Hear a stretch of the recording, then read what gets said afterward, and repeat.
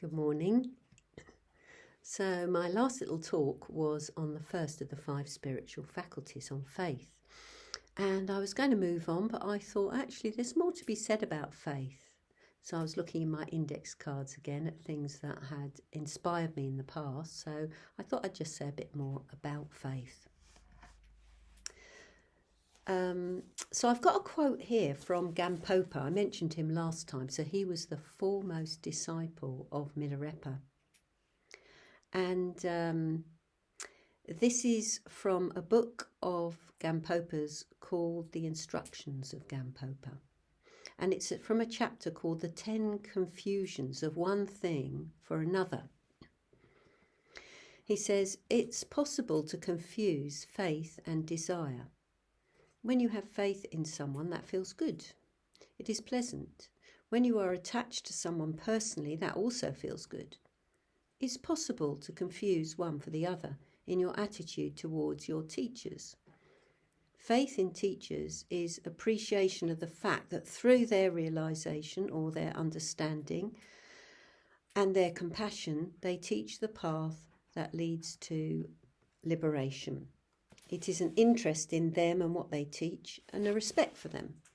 On the other hand, attachment, desire, or personal fixation on teachers is being attracted to them and taking delight in them because of their race, their appearance, or the fact that they might be young, or something ephemeral or shallow in their personality. Well, why did I think this was interesting? I think it's because it reminded me of how somebody once came to the Buddhist Centre and wanted to talk about Buddhism. And they said, can we speak to a teacher? So, we passed them on to an order member that was there. And they said, no, a real teacher. And then they explained that they expected to see somebody in robes or, with a bald head and with a shaved head, and that was a teacher. And yes, I think many people are attracted nowadays to kind of the exotic. So unless somebody looks a particular way, they can't really be a Buddhist teacher. So we need to be careful about really listening and following up what is real and what is worthwhile compared to what we expect somebody to be, what we expect a Buddhist to be. So yes, it also reminds me of Chogyam Trungpa, that great teacher who spent most of his life in America. He didn't have a long life because he died in his 40s. But, he certainly, he started off looking very much. He was a Tibetan tulku, but when he lived in America, he sort of looked like an English gent and rode horses and so on. And I think people got very confused sometimes unless they knew him well. Anyway, I also wanted to talk about Dilgo Khyentse's words on faith. So he has 4 stages of faith, or 4 elements of faith. I'd say actually they are stages. I think we can see these in terms of stages. So he starts off talking about clear faith. And he says, when you first realize what wonderful and extraordinary qualities the Buddha and your teacher possess, your mind becomes very clear and joyful. So, yes, for us, having the Buddha as an example and finding out about his life and what it was that he taught, but also what he taught through what he did. Through all the stories of his life. So, often we're attracted or impressed by people that are, beautiful or strong or,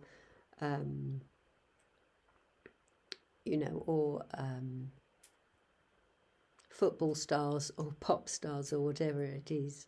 And, yes, it's just, we look to the wrong things, basically, to impress us. And actually, What we're wanting is to have confidence in ourselves that is based on something that we can attain. And as you know, the Buddha said, we too can attain enlightenment. We can do it.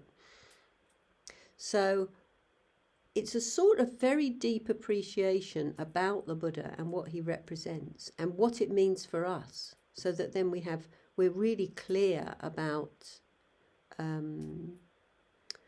about what we found about it being not just an ordinary, rather good idea, but something quite extraordinary. It is extraordinary. And then the next level he calls longing faith, when clear faith inspires you to obtain the perfect qualities of the Buddha for yourself, and you think what an infinite number of beings you would be able to help if you had those qualities. Wow. So it's a longing to be a Buddha in a way. But if we bring it more down to earth, it's a longing for us to overcome our negativities. It's a longing for us to really have insight, compassion, the ability to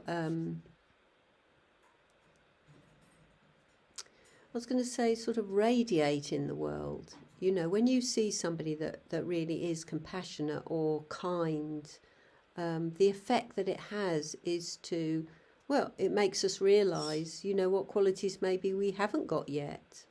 Maybe it brings us up against our limitations, but in the best possible way, it can make us aspire. It can give us that sense of longing. This is possible. It's possible for me. The Buddha tells me that. And I can see that by practice I do move in that direction. Then after longing faith, there's confident faith.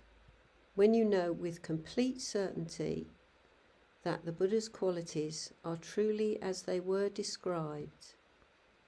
So there's a confidence from what I talked about yesterday, from our own experience, from studying and from meditating. And confidence in ourselves that we can do it. And then ultimately there's irreversible faith, when faith has become so much a part of yourself that even at the cost of your life, there's no way you would ever renounce it. It is this irreversible faith that is needed for the taking of refuge to be truly authentic. Well, maybe that's a little way ahead, irreversible faith. But it's also not in that we can boost our faith by practice and by finding out more, by deepening our practice in a very real way. So for me, and I think for many others, I think it's meditation really that does that.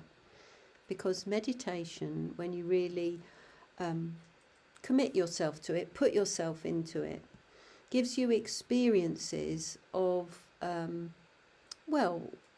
great happiness, great peace, great spaciousness that aren't due to anything but your own mind.